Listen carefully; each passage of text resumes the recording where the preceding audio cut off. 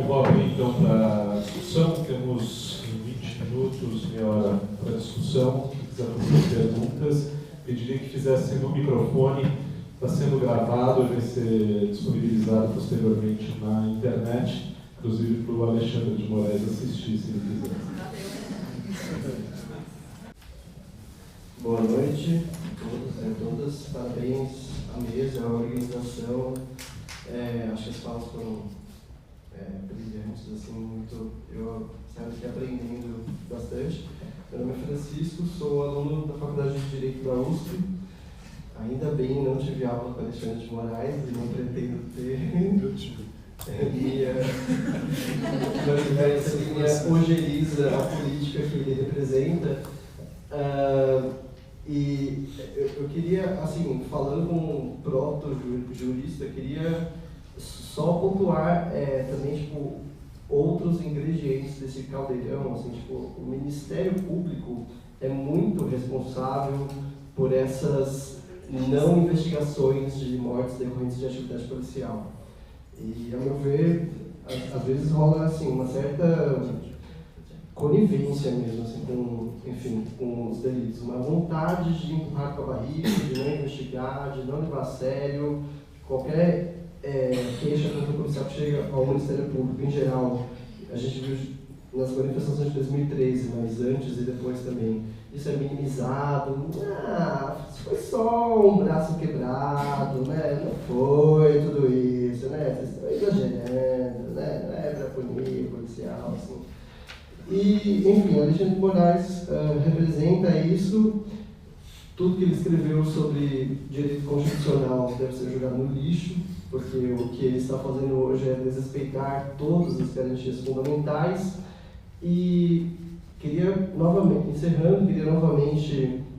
parabenizar a mesa, a todos, enfim, obrigado pelo aprendizado, e falar que está tramitando agora no STF uma arguição de descumprimento de preceito fundamental que foi instaurada pelo PSOL, Partido PSOL, foi escrita por um professor lá da São Francisco de filosofia, professor Ari Solon, que basicamente esse documento a ser julgado quer atacar pareceres feitos pelo governo do Estado de São Paulo com relação ao uso da força pela polícia em mandatos de reintegração de posse nas escolas dos secundaristas, né, que inclusive a Jacqueline pontuou assim, que, enfim, houve uma decisão judicial falando polícia, não use a força, daí a gestão falou, foda-se, eu sou São Paulo, eu faço o que eu quero.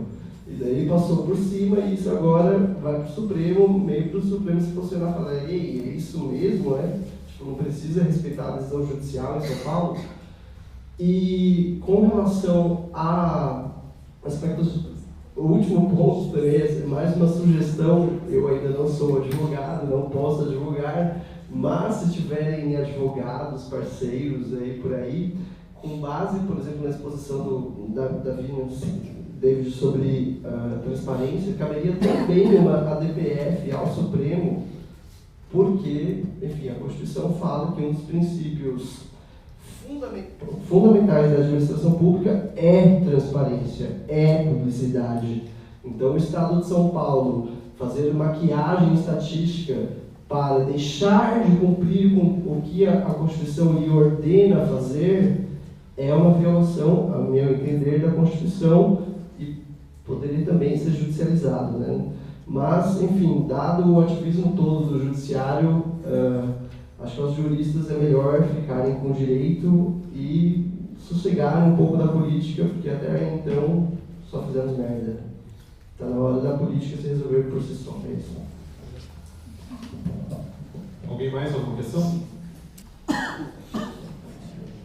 Eu queria parabenizar a mesa, dizer que sou psicólogo, meu nome é Felipe, eu trabalho na Organização de Direitos Humanos. Queria fazer uma reflexão e fique à vontade de responder. Acho que a primeira coisa é de que essa política extremamente retórica que a cidade de São Paulo passa, ela é extremamente popular também, né? Dizer que ela não foi à toa que escolheram o Alexandre de Moraes, né? Foi porque ele, um entendimento do governo federal, tinha uma política de ponta. não é só o governo que legitima essa política, mas é também as pessoas, 80% da população de São Paulo, que elegeu de novo o governador, que usou como bandeira a segurança pública, sempre como um aparato de destaque. São Paulo também elegeu o plano da telhada, o Biratã se elegeu usando o 111 fazendo referência aos mortos do Carandiru. É extremamente popular a política de enfrentamento, né, de extermínio.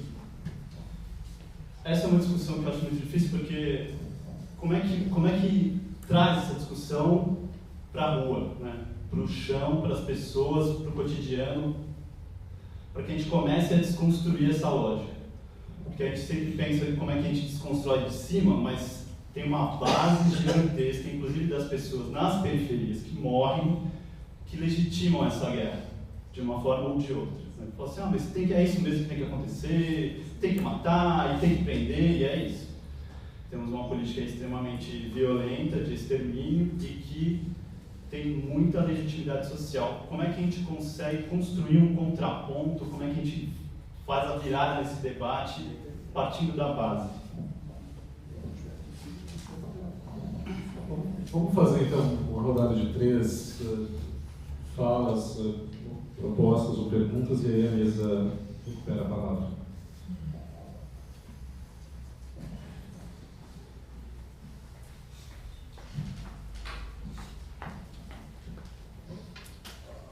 Queria agradecer o ciclo de palestras, né, bastante interessante, Brasil Estado de Exceção. E por curiosidade, hoje mesmo eu sou psicóloga na Defensoria, lá no Fórum Criminal da Barra Funda. Eu estava saindo para vir para cá, hoje mesmo chegou o caso de uma mulher que o marido havia morrido há 20 anos e ela não acreditava, apesar dos documentos. Ele estava preso e foi morto, né? Nós não sabemos se ele morreu por morte natural ou se mataram. Bom,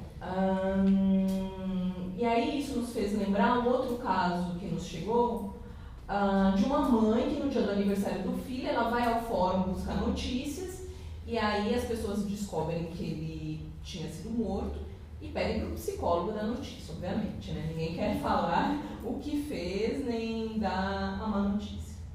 Bom, me chama a atenção na sua fala, porque até então a gente imaginava que as pessoas que eram reconhecidas como indigentes, mesmo as pessoas com documentos eram enterradas como indigentes. E aí você separa os identificados e os reconhecidos pelos familiares. Por exemplo, no caso dessa mulher que não acredita na morte do marido, morto há 20 anos atrás, como ela faz para buscar um dado mais fidedigno, uma notícia mais precisa? Interessante a iniciativa de vocês, não é? Porque se eles não têm a capacidade de cruzar dados muito simples dos boletins de ocorrência com os dados do IML para facilitar a vida das famílias, interessante vocês jogarem o nome dos mortos no departamento do sistema no Diário Oficial da Cidade e no site dos serviços funerários. No Diário Oficial, toda sexta-feira sai daquela semana, e isso no site também é publicado. No site tem todos os nomes desde o início. Nós estamos a fazer isso em maio de 2014, deve ter mais ou menos hoje, acho que 1.300 nomes de pessoas que foram sepultadas como não reconhecidas e não identificadas. Quem mata não dá a notícia, né? E aí é o buraco negro das delegacias de polícia, dos presídios, e muito significativo você falar que os indigentes eles são enterrados em Perus. Perus e Vila Formosa, tá? Boa noite e obrigado pela oportunidade. Estou muito feliz de ouvir vocês falarem. Eu sou um biólogo formado na USP, e a minha pergunta é com relação aos programas de televisão, como por exemplo o programa do Datena. Eu li uma vez que uma notícia que acho que o Uruguai proibiu a veiculação desses programas para depois das 10 horas da noite, e que aparentemente reduziu bastante o número de violência, acho, do país, né? Eu queria saber se existem dados com relação a esse tipo de programa, se esse tipo de programa fomenta o que o nosso amigo psicólogo falou com relação a essa base popular, onde políticas extremamente agressivas contra a própria população, você tem um vínculo, se tem alguma coisa que mostra esse vínculo, entendeu? E se daria para, sei lá, ter alguma discussão a respeito desses programas com relação a essa violência e a esse estado policial. Obrigado. Bom, respondendo mais diretamente a pergunta, desculpa seu nome respondendo a pergunta da Tânia, né? Você disse que a pessoa deve ter falecido há 20 anos, é isso? Mais ou menos, ela desconfia-se que faleceu há 20 anos, né? Bom, se essa pessoa foi sepultada na cidade de São Paulo, pode ser que tenha sido levada para outra cidade, mas se ela foi sepultada na cidade de São Paulo, na condição, que a gente não usa mais esse termo de indigente, né? Mas na condição de indigente, ela só pode estar em 2 cemitérios da cidade, ou no Vila Formosa ou em Perus. Se ela foi sepultada com o nome, essa família tem que se dirigir até um desses 2 cemitérios, e aí é uma busca um pouco complicada, porque como a gente adotou esse sistema agora, ela tem direito de olhar em todos os públicos essa informação, nos livros do cemitério, na quadra das pessoas sepultadas nessa condição. No caso do Perus, tem um livro específico das pessoas que foram sepultadas na condição de não reconhecidas, não reclamadas e antigamente continuadas indigentes. Ela vai ter que fazer uma pesquisa e olhar nome por nome, porque aquilo é registrado ali. Se a pessoa foi sepultada no cemitério com o seu nome, se veio na declaração de óbito o seu nome, aquilo está registrado ali no livro. E ali ela vai saber exatamente qual é, a quadra é aquela mesmo, dedicada àquelas pessoas que chegam nessa condição, né? E vai saber qual foi a sepultura em que ela foi colocada. Qual é o problema disso? O problema é o seguinte: como essas quadras, como as pessoas morrem em São Paulo hoje, aproximadamente 74 mil pessoas por ano, 74 mil pessoas por ano morrem na cidade de São Paulo, morrem e são sepultadas na cidade de São Paulo. Uma parte dessas pessoas são sepultadas no que a gente chama de quadra geral terra. São aquelas que não têm concessão, pessoas que não têm um túmulo na cidade não podem ser sepultadas ali. Elas são sepultadas na quadra geral e, como você tem um espaço limitado no cemitério, a cada 3 anos esses corpos têm que ser exumados. Você faz a exumação desses corpos. Se a pessoa tem um familiar presente, você entrega esses despojos para a família e ela faz aquilo que desejar. Ela pode cremar aqueles ossos ou ela pode colocar naqueles ossários individuais que existem em muitos cemitérios, aqueles quadradinhos e tal, alugando uma ossada desse tipo. O problema é que, se a família sempre faleceu há aproximadamente 20 anos, a pessoa já foi provavelmente exumada do local onde ela estava sepultada. Ela foi retirada daquela porque para dar lugar a outros, porque senão você não tem como aumentar a área do cemitério indefinidamente, não tem como, né? E aí, obviamente, a família não estava presente. De 95 para cá, é adotado o procedimento de você colocar esses despojos dentro de um saco de exumação, que é um saco azul, identificar se houver o nome fora e dentro do saco, e levar esse despojo para um local do cemitério chamado ossário comunitário. A gente chama de ossário comunitário ou ossário geral. Qual é o problema? Aproximadamente 70% das pessoas, no caso aí a família nem poderia estar presente porque nem sabe quando morreu, onde foi sepultado. Mas mesmo aquelas que sepultam os seus parentes e sabem que 3 anos depois tem que exumar e tem que estar presente na exumação para receber esses despojos e dar uma destinação adequada que desejar ele, não comparecem na exumação. Ou seja, você exuma, é obrigado a colocar nesse saco e vai fazer o que com esses ossos? Você acaba depositando nesse ossário, esperando que um dia algum familiar vá procurar. E normalmente, na maior parte dos casos, nunca ninguém vai procurar por esses ossos. Eles ficam sendo acumulados nesses sacos ao longo de anos e anos e anos no cemitério de São João Grande, lotando esses lugares de ossários gerais, lotando e aí obrigando a fechar a quadra geral. Porque se você não pode mais exumar, porque você não tem onde colocar esses ossos naquele local destinado a eles, que é o ossário geral, você não pode mais enterrar, porque se não pode exumar, não pode enterrar. Então, mas se a pessoa quiser pesquisar nos livros do cemitério com o nome dela, tiver esse desejo, ela pode ir lá pesquisar. Provavelmente vai escrever ao lado do nome dele que ele foi exumado, e aí ela vai ter que procurar nesse ossário geral, o cemitério tem que procurar as ossadas dessa pessoa, para explicar mais ou menos como funciona isso, tá?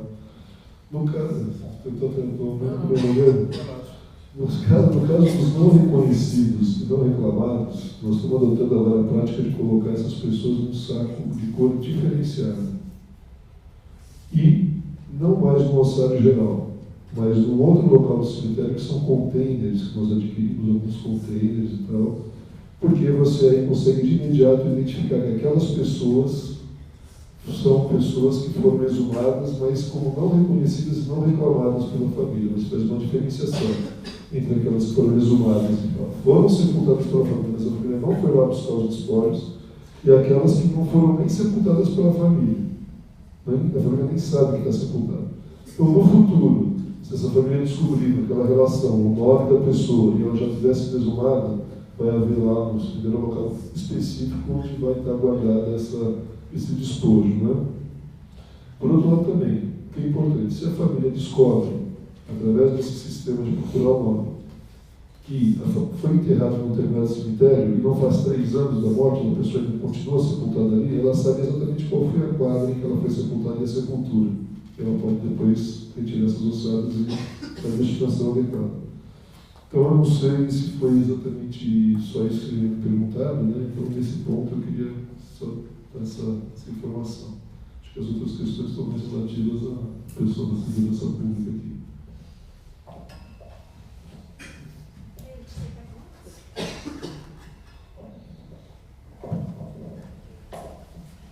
Bom, também só para comentar, né, um pouco do que foi colocado, eu acho que, em primeiro lugar, cabe ressaltar que, com relação aos programas sensacionalistas, como esses do Datena e tal, ainda ontem a gente esteve participando da CPI no Senado a respeito do assassinato de jovens, né?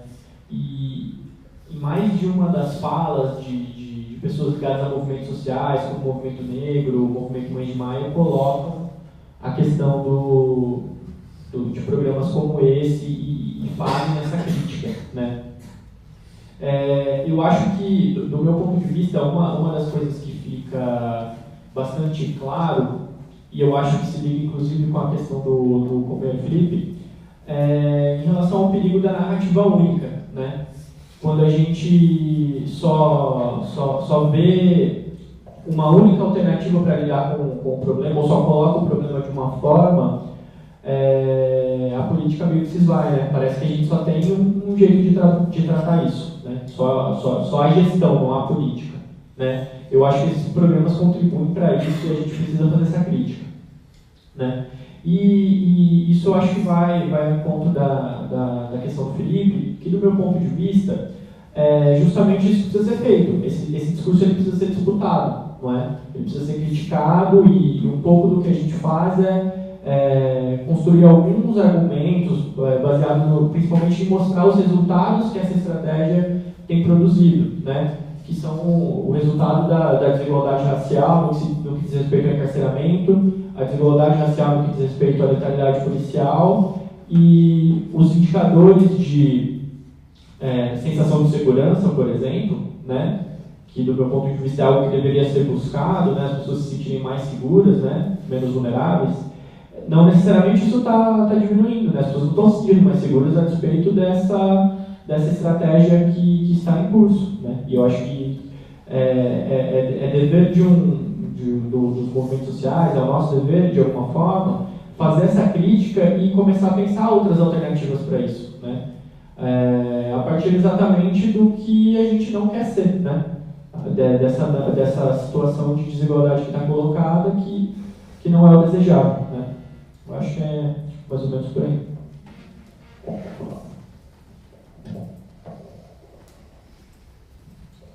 Eu queria só acrescentar um elemento, eu falei demais já, ao que o David está colocando, né, da crítica da mídia, precisaria regulamentar a mídia, certo? Aí vocês fazem outro ciclo de debates aí, chamam as pessoas que entendem disso. Que é esse problema, né? A regulamentação da mídia, quer dizer, o cara faz esse programa porque ele pode fazer, certo? Porque ninguém diz que não pode, né? Aliás, o programa do Uruguai foi coordenado, né? Teve uma assessoria técnica, na verdade foi coordenado, né, pelos políticos, mas teve uma assessoria técnica de um brasileiro, de um especialista, certo? Brasileiro, e portanto esse conhecimento, né, existe aqui, essa disputa de narrativas também existe aqui, mas talvez a regulamentação de mídia do Uruguai permita, certo, fazer esse tipo de escolha que foi feita lá, e eu não estou segura de que seria possível fazer isso aqui na nossa regulamentação, de não sei, eu não conheço esse tema, mas, né, eu imagino que aqui deve ser bem mais difícil, porque o monopólio, o oligopólio dos meios de comunicação aqui, né, é uma evidência. A outra coisa também que eu fico pensando nessa coisa, né, de que a população apoia, de que os deputados são eleitos, né, isso tem a ver com a construção dessa narrativa que o David comenta, a narrativa única. Né? De outro modo, também a gente poderia pensar que as pessoas também têm poucas oportunidades de fazer escolhas entre políticas públicas, né? Na questão da segurança. Quer dizer, a segurança é o campo da não política pública, na medida em que toda essa democracia maravilhosa que a gente tem aí, que vocês estão vendo florescer, né, e ser super forte, vigorosa, ela funciona, né, a participação social funcionou para as outras dimensões de políticas públicas, mas ela nunca funcionou para a dimensão da segurança pública. Né? Então, a gente não pode saber exatamente o que é, de fato, que a sociedade civil vai pedir quando ela vai participar de um conselho de segurança pública ou quando ela vai participar de uma conferência nacional de segurança pública. Por quê? Porque a população nunca foi chamada para participar, certo? Os grupos organizados nunca foram chamados. A única Conferência Nacional de Segurança Pública que existiu, ela foi toda pautada e hegemonizada pelos próprios grupos de profissionais de segurança pública lá dentro, que pediam basicamente, o que vocês acham que eles pediam? Salários, cargos, enfim, coisas desse tipo, né? Que eram as demandas e a gente não tinha, né, uma representação. Agora, toda a participação, né, do movimento de juventude, do movimento de juventude negra, em especial, Comendo pelas Bordas, né, fora dessa participação institucional e também dentro dessa participação institucional, tem produzido alguma inflexão no debate, certo? Então, se a gente não pode dizer, nossa, né, que maravilha, estamos caminhando por uma revolução, acho que não, né? Mas, por outro lado, a única inflexão que houve nesse debate foi colocada, certo, pelas camadas mais, né, de base da sociedade. Quer dizer, também quando se dá voz, né, a esses atores que são as vítimas preferenciais desse sistema, o que o movimento de juventude negra tem para dizer? Pelo fim do genocídio. Né? Esse movimento não vem para dizer, nós queremos mais punição, né, e nós queremos mais cadeias para as pessoas que nos violentam. Né? E nesse sentido, os segmentos mais clássicos do feminismo, por exemplo, nos anos 80 e 90, caminharam nessa direção. O que nós queremos? Cadeia, né, e leis mais duras. Quer dizer, o movimento social, nesse ponto onde ele foi se pronunciar, não que eu acho que não tem que, né, haver punição, é isso, certo? Que a gente não tem que levar a sério a violência contra a mulher. Mas eu estou querendo dizer o seguinte, há movimentos que produzem inflexão e há movimentos que não estão interessados, né, ou não estão, né, os segmentos de movimentos sociais. E nisso, o feminismo negro, né, é diferente, certo, dos outros movimentos feministas, porque o feminismo negro vem para dizer, olha, o endurecimento, eu sei quem vai parar na cadeia, né? São os nossos filhos, nossos companheiros e nós mesmos, né? Quando vamos visitá-los na cadeia, vamos ser vítimas disso. E a última coisa que eu gostaria de dizer é sobre essa questão das escolhas, né? Quais são as possibilidades? Por que sempre se escolhe, né? Por que sempre se apoia essas políticas mais repressivas? A Fundação Perseu Abramo fez uma grande pesquisa de opinião, né, sobre segurança. Né? E eles encontraram dados muito parecidos com os dados que eu encontrei quando eu fiz o meu mestrado, né, que eu, enfim, perguntava para as pessoas, o meu trabalho era quali, eles fizeram um trabalho quant. E eles, quando foram ler os dados, eles viram o seguinte: olha, a população apoia a redução da maioridade penal. Aí eu cheguei para olhar os dados e falei assim: vocês prestaram atenção que a população também apoia penas alternativas na mesma proporção? Apoia apenas. Você pergunta e fala assim: você é a favor da redução da idade penal? Ah, sou. E você é a favor de acabar com as prisões e diminuir as penas? Sou. Né? Quer dizer, qualquer coisa que você perguntar, as pessoas vão responder que sim. Né?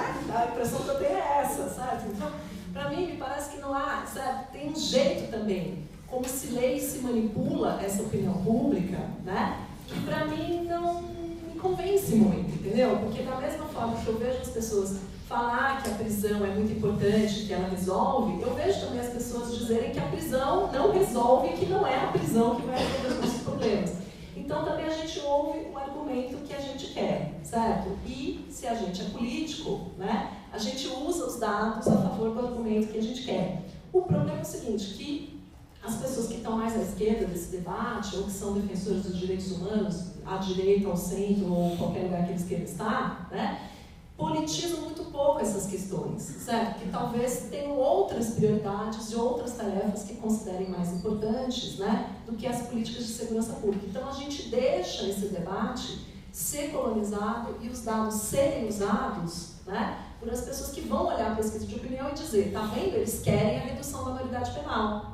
E a gente não tem um contradiscurso, né, e deputados que poderiam estar lendo as mesmas pesquisas de opinião e dizer que, tá vendo, as pessoas querem penas alternativas, as pessoas querem acabar com a prisão, né? Porque se a gente quiser, tem dado para poder afirmar isso. Só que os deputados que talvez representem, né, isso tudo que a gente está falando aqui, eles estão preocupados com outras coisas, né? Eles estão falando de direitos sociais, que são importantes também, eles estão falando... Quer dizer, eu acho que essa pauta dos direitos humanos, né, ela é uma pauta que às vezes fica em segundo plano.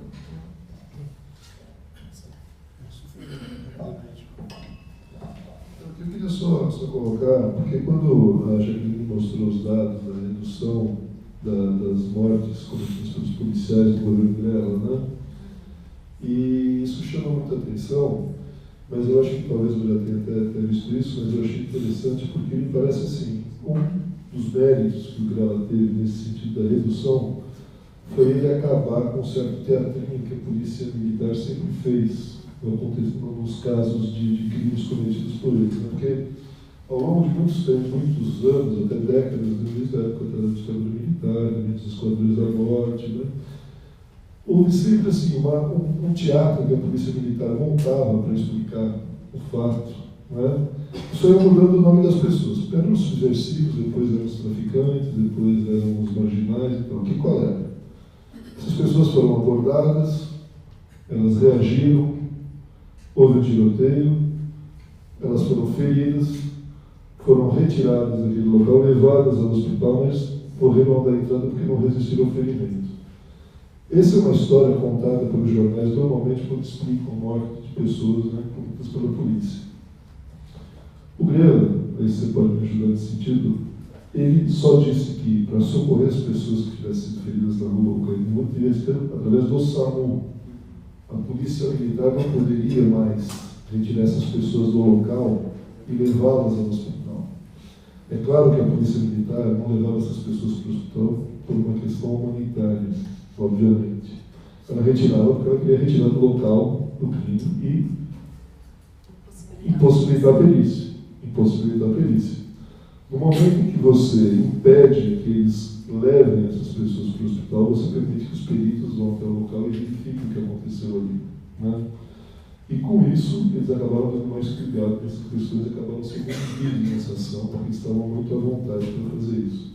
Então, essa redução significativa que teve, uma medida simples, né, do Grela, isso foi até comentado pelo Carlos Barcelos recentemente, quando tive uma audiência pública com ele, é justamente isso. Quer dizer, o fato de ele ter impedido que a polícia militar fizesse esse papel de retirar o corpo dali e levá-lo a outro local, ao hospital, para prestar socorro, permitiu que houvesse uma redução no número de homicídios, né, cometidos por policiais.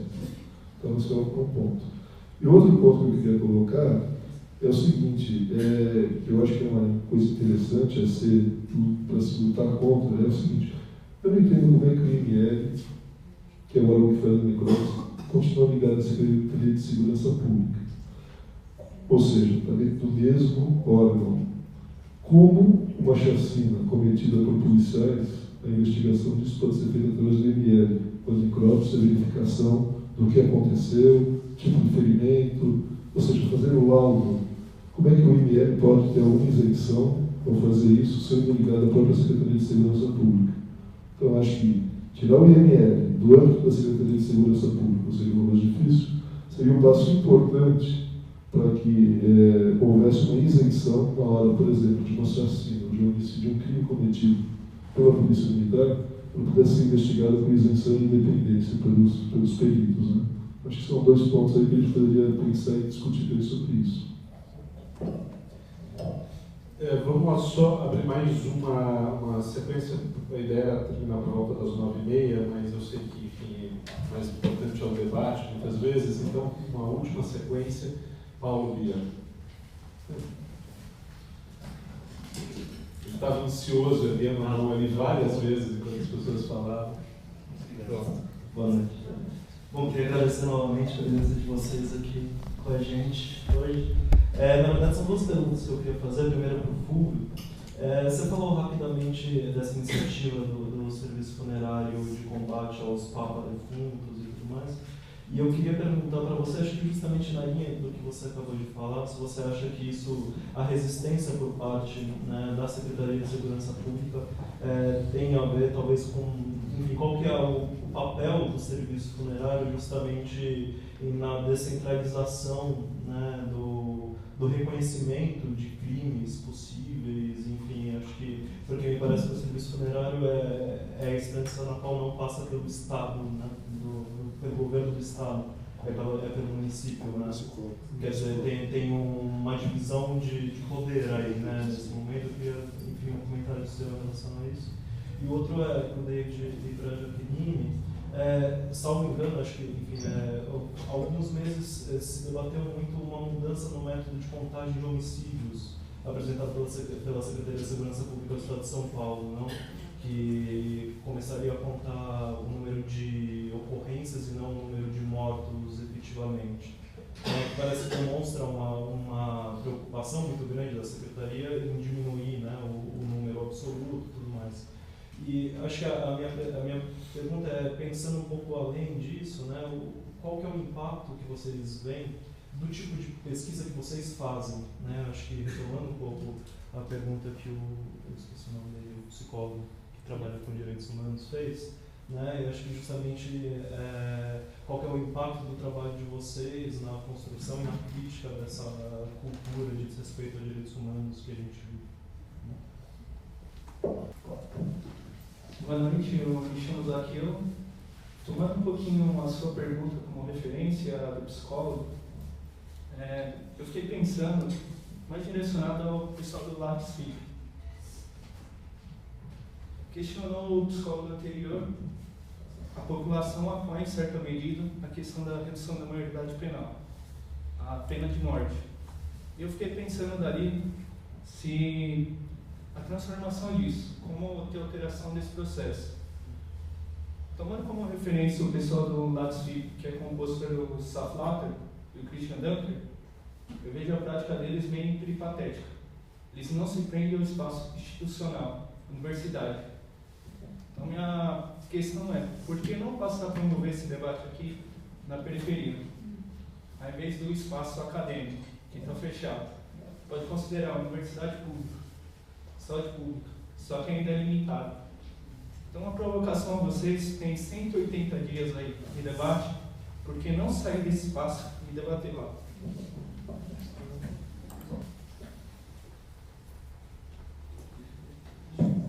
Tem uma questão de segurança pública que eu acho importante, que acabou sendo tocada aí nas questões. O Temer indicou para o Gabinete de Segurança Institucional um general, eu não me recordo o nome dele agora, mas ele tem um histórico na família de defesa da ditadura, né? Inclusive se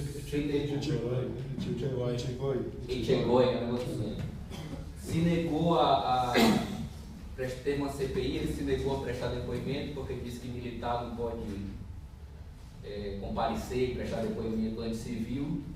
Ele foi esse cara indicado. Quando vazou os áudios do Jucá também, uma das coisas que o Jucá disse foi que ele estava conversando com os generais e que estava acertado o monitoramento do MST, então, portanto, o Temer podia ser uma saída. E nessa semana foi definido, ou mais ou menos definido, que a votação do impeachment provavelmente vai ser durante as Olimpíadas ou logo depois nas Paralimpíadas, né? Então vai ser um momento de muito confronto. Nesse contexto, na opinião de vocês, qual o papel que vai cumprir a lei antiterrorismo, que é uma lei aprovada no governo Dilma e que pode, na minha visão, ser uma reedição da Lei de Segurança Nacional com esse governo e nesse contexto de mau confronto? Obrigado. Eu vou passar para a mesa, mas antes me permitem só, então, tentar responder à provocação do colega, se o pessoal, os meus colegas de pesquisa estiverem de acordo. Isso passou pela nossa cabeça, de fato. E, aliás, eu acho que a sua proposta está acolhida. A gente vai levar isso para a periferia, sim, certamente, os próximos debates. Nós tivemos a preocupação de fazer um primeiro debate na Universidade de São Paulo por duas razões, sendo esse sobre segurança pública. Primeiro, porque essa universidade é do estado de São Paulo, e nós sabemos a posição que a USP tem tido ao longo dos últimos anos com relação à política de segurança interna ao campus. A USP tem sido um dos grandes patrocinadores desse modelo bandeirante de segurança pública sobre a qual a Jaqueline falou. E a universidade, isso eu me lembro desde a época de DCE e tal, a universidade ela nunca promoveu um debate sério sobre segurança pública nos seus campos. Então esse foi o primeiro motivo para nós termos escolhido a USP para esse primeiro debate. O segundo motivo, que nos pareceu muito importante, é justamente usar esse espaço para fazer uma crítica a uma figura tão importante do governo do Estado, que foi o secretário, até então secretário Alexandre de Moraes. Quer dizer, essa crítica a um nome forte do governo do Estado, a um nome fortíssimo no Palácio dos Bandeirantes, partir de uma universidade do Estado, nos pareceu importante. Mas você tem toda a razão, a gente precisa levar esse debate para os próximos debates, para outros espaços e sair da nossa clausura universitária aqui. Você tem toda a razão. Só um detalhe, completamente de acordo com Fábio, com a tua colocação. A nossa ideia inicial era fazer um campus Butantã, que é onde é a maioria das atividades do OCC. E um dos motivos pelos quais a gente pensou em trazer para cá era justamente um pouco nessa direção, porque a gente entende que o acesso é um pouco melhor aqui. Quando de metrô, lá o metrô tem que pegar um ônibus e à noite, para sair da cidade universitária é muito complicado, só que não tem carro. Então, assim, trazer para a faculdade de saúde pública foi um primeiro movimento nessa medida, mas acho que talvez pela tua fala foi um pouco tímido. Então, talvez a gente vai levar isso para as discussões e ver o que medidas pode ser feito. E aonde exatamente, a periferia de São Paulo é muito grande, se tiver rotativo, enfim, algo para a gente ir conversando, mas te agradeço pela apresentação. Acolhidíssima a ideia. Muito bem, eu como já não sou mais da USP, graças a Deus há um tempo,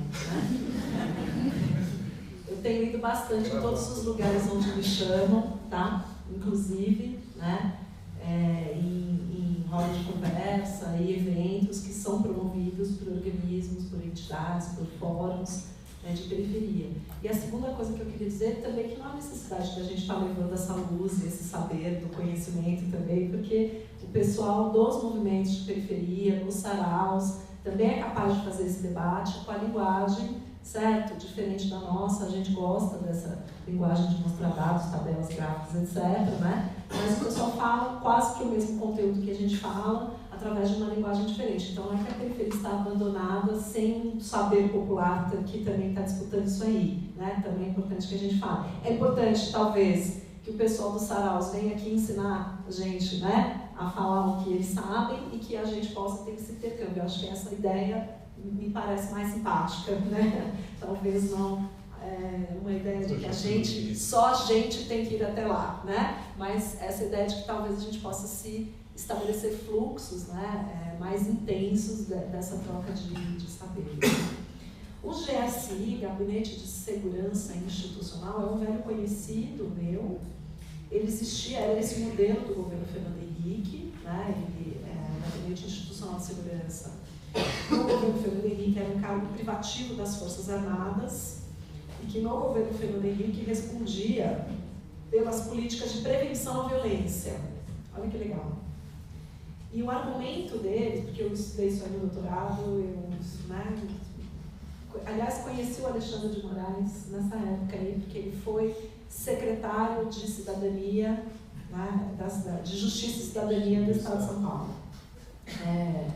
E o programa que eu estudava ficou subordinado a ele num determinado momento, que foi quando esse programa praticamente foi extinto. Né? Mas o GSI, na época do Fernando Henrique, foi quando ele coordenou, né, justamente um gabinete com cargos privativos das Forças Armadas, coordenou uma ação super importante do Plano Nacional de Segurança Pública. Foi o primeiro Plano Nacional de Segurança Pública que o Brasil teve, que foi em 2001, governo FHC. E a justificativa é muito legal. Né? É assim, nós queremos tratar a segurança pública como uma política de Estado e não como uma política de governo, certo? E os militares, como eles não estão subordinados à gestão dos governos, eles são uma força, certo, permanente dentro do Estado brasileiro, eles pensando essa política, eles vão pensar uma coisa de mais longo prazo, né? Do que se a gente deixasse isso na mão dos civis, que vão ser substituídos a cada eleição, a cada crise, etc. O argumento, né, é uma doideira, porque eu fico pensando assim, por que não colocar na mão, então, dos professores universitários, certo? Que são tão estáveis quanto, ou, sei lá, de qualquer outro funcionário público de carreira, né? O argumento era o argumento escrito no papel, né? Tem que ser um cara... estar a cargo de funcionários, né, que não vão ser substituídos, certo, com a troca de governo, o que mostra para nós a concepção de democracia, né, que esse grupo que agora voltou ao poder pelo meio da usurpação, certo, e da invasão, né, dos cargos do Estado brasileiro, já tinha lá em 2001, né, a ideia de que a troca dos governantes e a substituição dos funcionários, certo, faria com que a gente perdesse a dimensão, né, de uma política de Estado. Então, não me surpreende em nada, né, saber que este grupo aí, né, de temerosos e tucanos voltando ao poder, recuperem aquela ideia, né, de gabinete de segurança institucional com cargos privativos nas Forças Armadas. Né. E a lei de antiterrorismo, a gente não sabe ainda muito como ela vai ser usada, né, que o problema não é o que está escrito na lei, o problema é como isso vai ser aplicado, né, e como é que vai ser, de fato, colocado em prática, né, porque a lei de drogas, por exemplo, quando a gente leu a lei de drogas pela primeira vez, a gente falou, nossa, que legal, os usuários, então, né, vão ser descarcerizados e a gente vai, né, ter agora uma política emancipatória e positiva e tal, né, de drogas, #SQM, né, que, como de fato você não pode mais colocar usuários encarcerados, então você pega as mesmas pessoas, né, acusa elas do crime de tráfico, que foi endurecido pela lei de drogas, né, aumentando o número de presos e endurecendo, né, o tratamento penal dessas pessoas que estão nessa fronteira entre quem vende para financiar o próprio uso ou usa para financiar o próprio tráfico, sei lá, né? Então, não é o que está escrito, certo? No papel que, de fato, diz para nós como essa lei vai ser operada, né? Porque a lei anticorrupção, por exemplo, e leis anticorrupção também estavam escritas e a gente sabe que elas não vão ser operadas da mesma maneira para todas as pessoas, né? Por outro lado, desde 2013, a gente já viu que esse controle da ordem também já prescindiu, né, de haver uma lei antidrogas escrita, etc., né, porque teve gente presa com garrafa de vinagre, né, e o caso do Rafael Braga, que está preso até hoje, certo? Acusado de aportar artefatos que podem, né, produzir substâncias explosivas, quer dizer, tipo saliva, lágrima, fio de cabelo, coisas desse jeito, né? Então não é o que tanto o que está escrito na lei, é a maneira como isso pode ser operado. E, né, se você quiser operar qualquer tipo de lei para manter alguém preso, certo? O Champinha está preso sem que nenhuma, né, previsão legal esteja feita a respeito da prisão dele, certo? Então não precisa muito da lei. Então, nesse sentido, eu queria, né, de um lado, reforçar como que o sistema já está todo preparado para isso antes da lei antiterror, e em segundo lugar, dizer que pode ser que a gente não, né, não tenha essa hecatombe também que está sendo prevista. Eu não sei, nós vamos ter que ver, certo? Porque a minha questão não é o que está escrito no papel, certo? É a maneira como isso vai ser operado pelos operadores, né, policiais, e depois como que o Ministério Público e o Judiciário vão absorver, certo, essas acusações que vão ser encaminhadas para eles.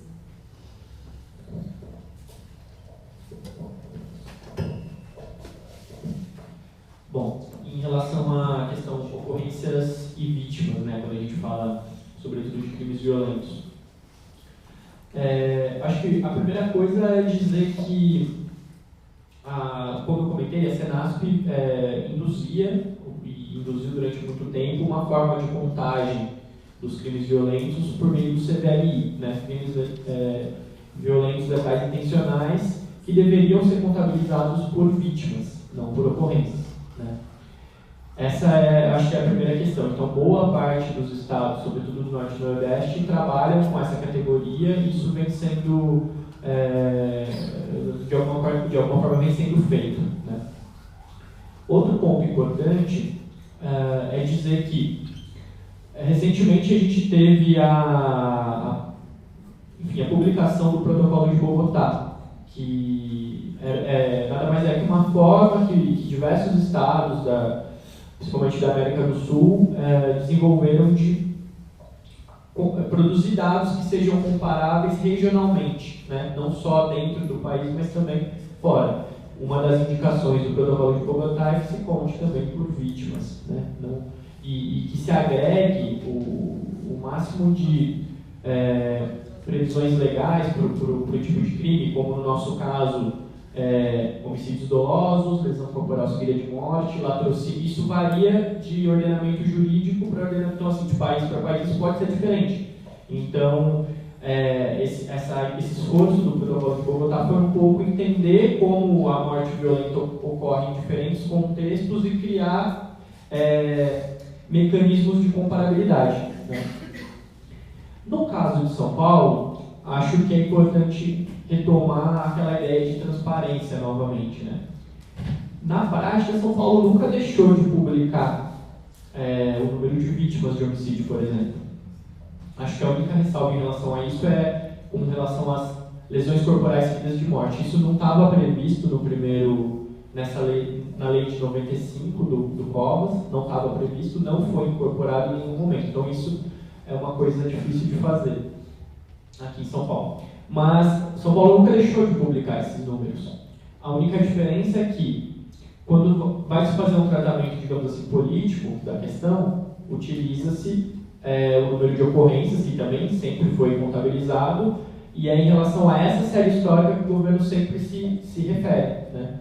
Então, você consegue dizer, por exemplo, que tecnicamente está errado? Consegue. Né?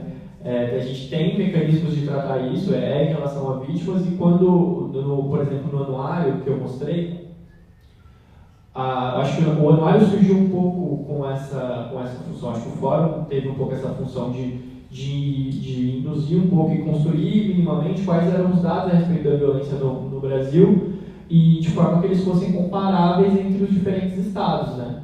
Então, apesar de São Paulo publicar da forma como publica e fazer a publicidade que faz, uma coisa que o anuário faz é tentar construir esses critérios de comparabilidade, entendendo o que cada estado chama de homicídio, né, de morte violenta, e colocando lado a lado essas questões. Né? Isso não é algo que o governo do estado de São Paulo faz, por exemplo. Eu acho que o último ponto em relação a isso é que o Sistema Nacional de Informações sobre Segurança Pública, o SINESP, que é do Ministério da Justiça e agora está sob a coordenação do Alexandre de Moraes, ele é um sistema que tentou traduzir essa comparabilidade no âmbito federal, e tem uma lei que obriga os estados a informarem as estatísticas mensalmente ao SINESP, meio que tentando constituir um ambiente federal, né, um ambiente da União, que esses critérios de comparabilidade possam se desenvolver.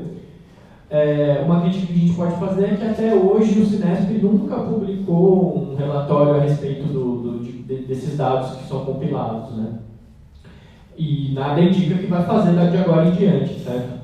E eu acho que uma das coisas que a gente tem de positivo em relação a isso no cenário nacional é uma proposta que, paradoxalmente, eu diria, vem do Legislativo Federal, né? Que é um PL que foi escrito pelo Reginaldo Lopes, que é deputado federal do PT de Minas, que é sobre leis de acesso à informação e segurança pública, que tenta justamente, por meio de uma lei, obrigar os estados, os governos estaduais, a publicarem minimamente um rol de indicadores de uma forma que se torne comparável a partir daí. Aí não vai ser mais o que determinado governador considera importante publicar, não. Todos os estados são obrigados, a partir desse momento, a publicar esses dados dessa forma. Isso produz comparabilidade, né? Então, acho que esse pode ser, se a gente conseguir avançar em relação a isso, um mecanismo interessante de tentar superar, digamos assim, essas questões de transparência na área de segurança pública.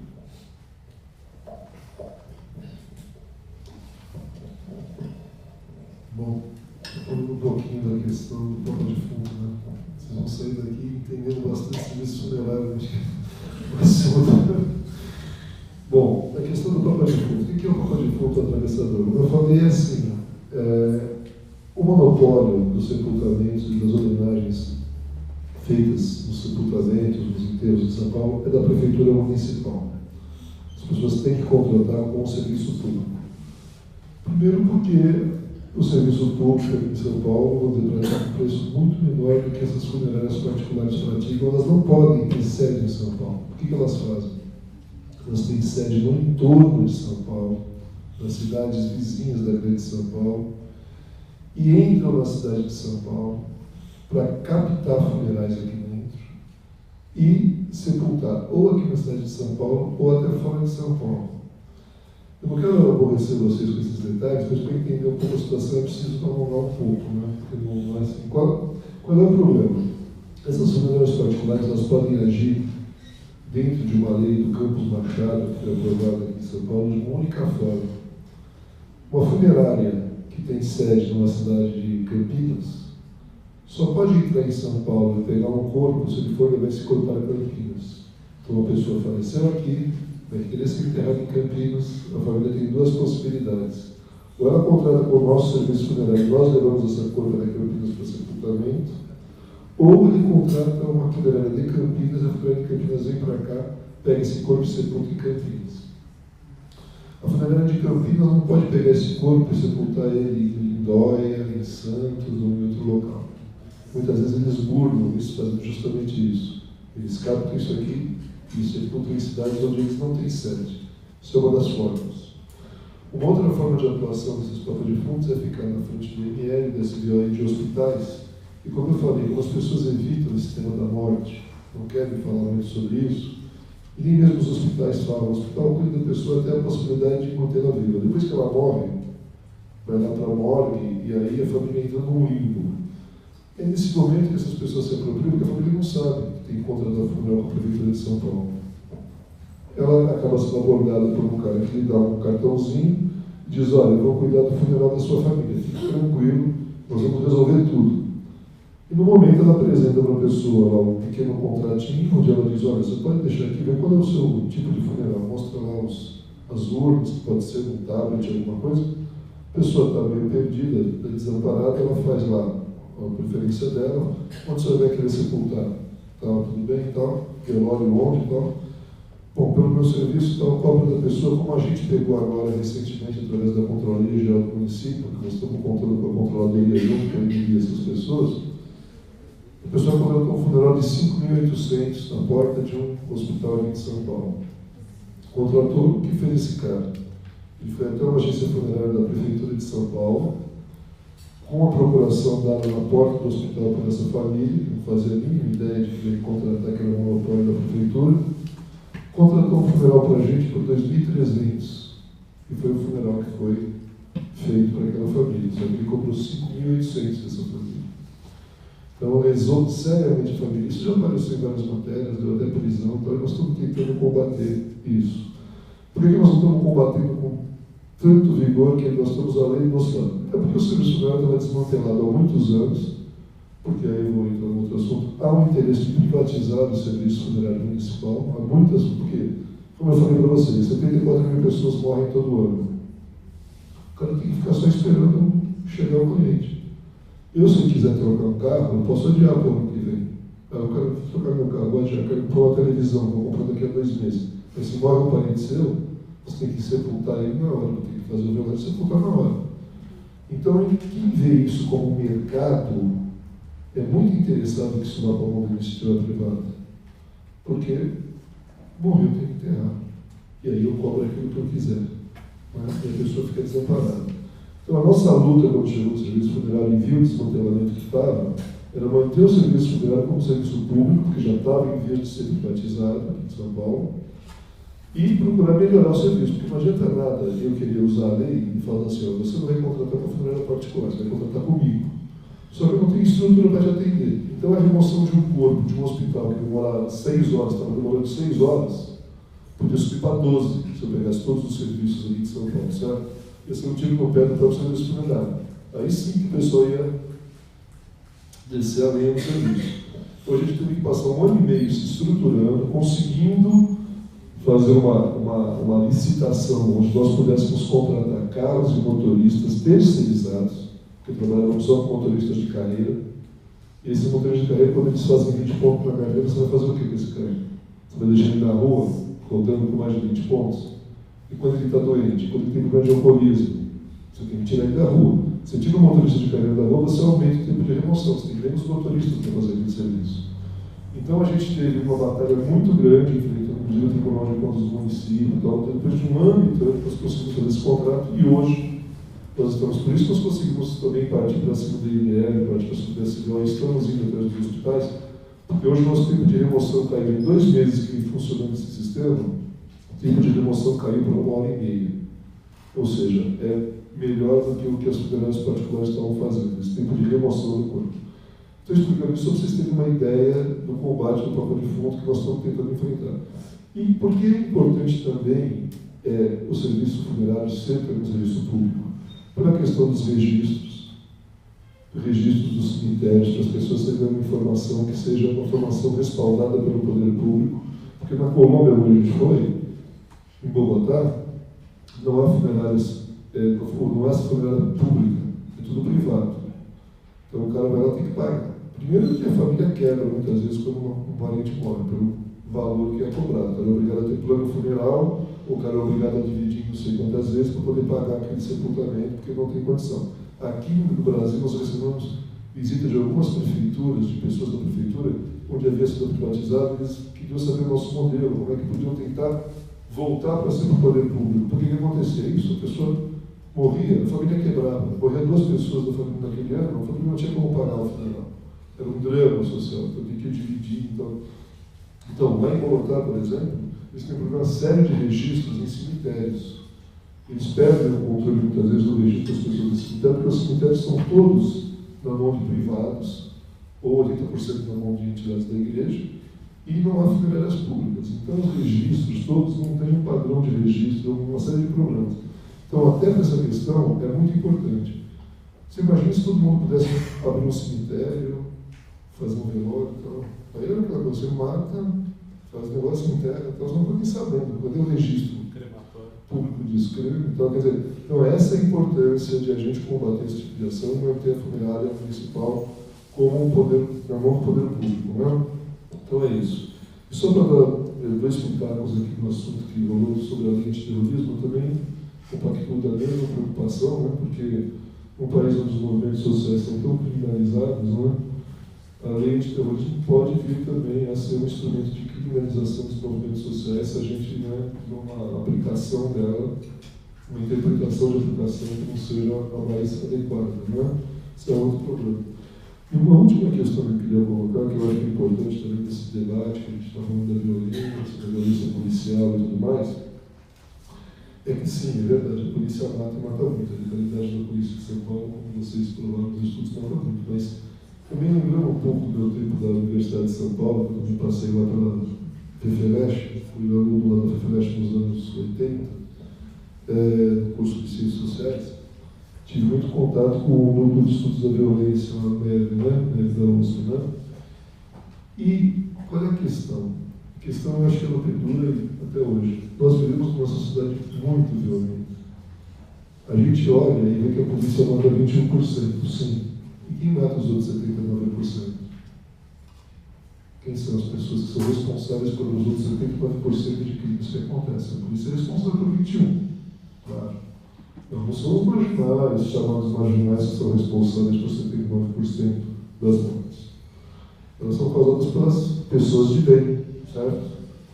As pessoas que matam porque o vizinho colocou lixo na porta, porque arranhou seu carro no trânsito, porque a namorada acha que a namorada traiu, ou vice-versa. Então, eu acho que também tem um componente aí muito, muito importante que não deve ser desprezado, que a sociedade brasileira é uma sociedade muito violenta em vários aspectos. Então, programas de desarmamento, cultura de paz, coisas desse tipo devem ser muito incentivadas. Claro que a polícia, isso não tira o peso da polícia violenta, não é nada disso. Mas é bom que a gente pense também no grau de violência que existe na nossa sociedade, né? E que, nesse caso, é responsável pela maior parte dos crimes. Né? Então, é uma coisa que a gente deve pensar e refletir também. Bom, pessoal, queria agradecer a presença de todo mundo, sobretudo convidá-los para o próximo encontro nosso. A data e o local ainda não estão definidos, a gente deve divulgar nos próximos dias. O tema, sim, está definido, saúde pública, e vamos, portanto, fazer esse encontro descentralizadamente. Né? Quero agradecer ao Fúvio, à Jaque, ao David pela presença, pela participação, a todos vocês pelo debate, e boa noite, então. Bom fim.